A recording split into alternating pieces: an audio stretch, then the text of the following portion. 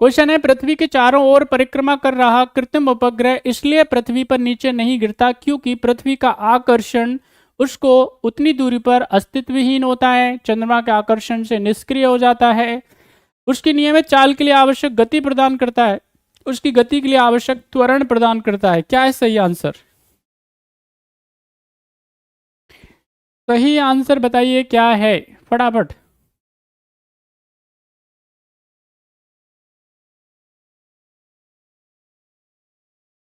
चलिए, यहां पे जब हम बात करेंगे, कोई भी अगर मान लेते हैं, कोई भी अगर पार्टिकल है या प्लेनेट है, अगर वो क्या कर रहा है, परिक्रमा कर रहा है, कोई अगर ये सैटेलाइट की बात कर रहे हैं तो वो भी क्या कर रहा है, अगर अर्थ के चारों ओर क्या लगा रहा है, परिक्रमा लगा रहा है, तो अगर ये क्या नहीं, ये अर्थ की तरफ आकर के गिर नहीं रहा है, इसका कारण क्या है, या अंतरिक्ष में नहीं जा रहा है, इसका कारण क्या है कि उसको स्पीड के लिए, उसकी गति के लिए क्या किया जा रहा है, यहां से जरूरी एक्सेलरेशन जो है प्रोवाइड किया जा रहा है।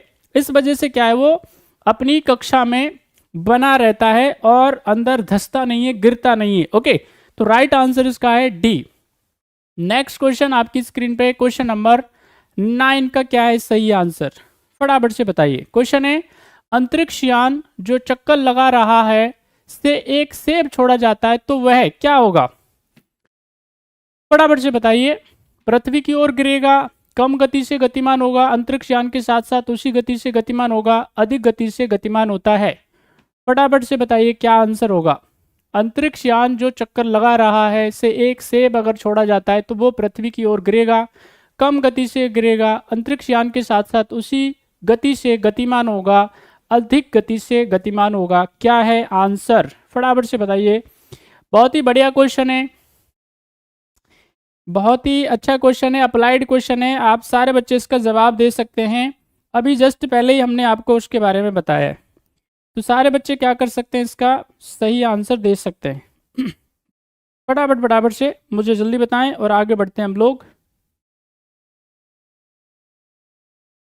इसमें गलती नहीं होनी चाहिए, सबका आंसर सही होना चाहिए। ये क्वेश्चन नंबर 9 का सही आंसर।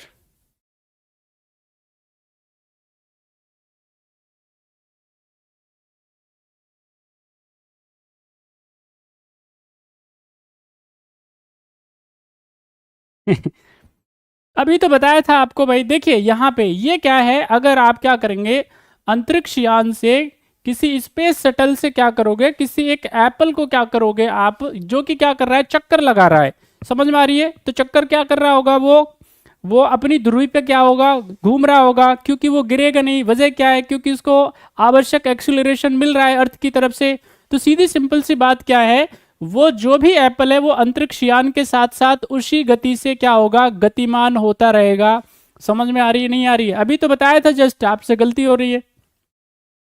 अभी फर्स्ट बताया था, देखो ना, ये इधर आपको ये क्वेश्चन बताया तो था, यहाँ पे पृथ्वी के चारों ओर परिक्रमा कर रहा कृत्रिम उपग्रह, कोई क्या है, आर्टिफिशियल, अगर हम बात करेंगे किसके बारे में, प्लेनेट के बारे में, या हम सैटेलाइट की बात करेंगे, तो ये जो सैटेलाइट है, कृत्रिम उपग्रह है, बेसिकली वो क्यों गिरता नहीं है, उसकी वजह क्या है, उसकी वजह यह है क्योंकि उसको क्या दिया जा रहा है, यहाँ से आवश्यक त्वरण दिया जा रहा है, यानी आवश्यक जरूरी उसको एक्सेलरेशन प्रोवाइड किया जा रहा है अर्थ की तरफ से, और इसलिए वो क्या है, गिर नहीं रहा है, स्थिर होकर के क्या कर रहा है, वो लगातार चक्कर लगा रहा है अपनी कक्षा में, अपनी ऑर्बिट में। यही यहाँ पे सवाल की जब हम बात करेंगे, तो कोई अंतरिक्ष यानी कोई स्पेस शटल है, वो भी क्या कर रहा है, चक्कर लगा रहा है। तो अब यहाँ पे जरा बताइए, अगर उससे एक एप्पल को क्या कर दिया जाता है, छोड़ा जाता है, तो क्या होगा उसके साथ में, भाई उसी गति से, अंतरिक्ष यान के साथ साथ उसी गति से, उसी स्पीड से वो क्या रहेगा, गतिमान रहेगा। बात समझ में आ रही है? चलिए अगले सवाल की तरफ चलते हैं, आपकी स्क्रीन पे आज का अंतिम क्वेश्चन, फटाफट से बताएं, आगे बढ़े। क्वेश्चन है, निम्न में से कौन सा कथन किसी वस्तु के द्रव्यमान के लिए सत्य हो सकता है, बताएं।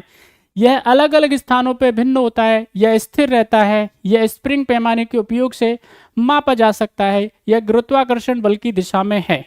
जल्दी बताएं क्या होता है सही जवाब। क्वेश्चन आपकी स्क्रीन पे आपको बताना है, which of the following statement is true for the mass of an object.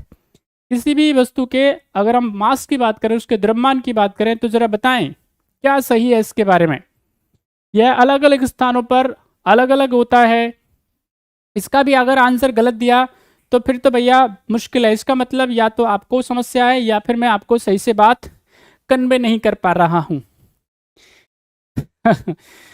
रे बाप रे, ओहो।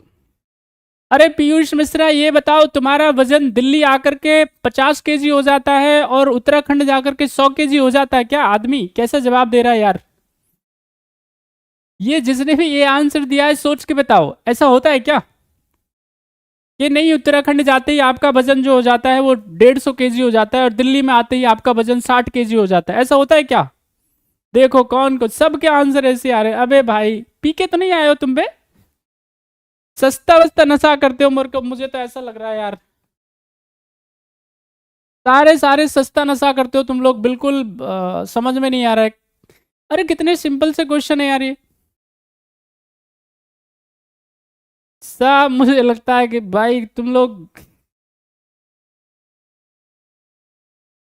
जरा सोच समझ करके जवाब दिया करो यार। देखो लोग डिलीट कर रहे हैं क्वेश्चंस को, वाओ नाइस।